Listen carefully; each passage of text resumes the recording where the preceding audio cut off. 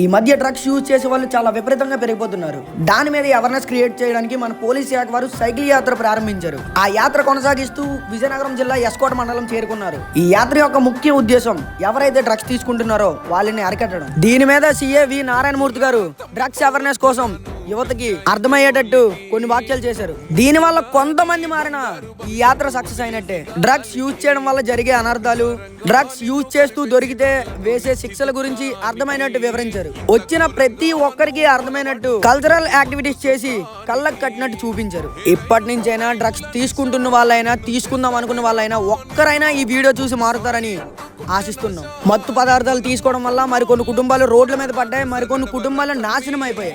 ఇలాంటి కార్యక్రమాలు మరెన్నో చేసి యువతకి డ్రగ్స్ అవేర్నెస్ కోసం ప్రతి ఒక్కరికి తెలిసేలా చేస్తారని కోరుకుంటున్నాం. ఇంత మంచి కార్యక్రమానికి నన్ను నా టీంని ఇన్వైట్ చేసినందుకు పోలీస్ శాఖ వారికి మనస్ఫూర్తిగా ధన్యవాదాలు తెలుపుకుంటున్నాను.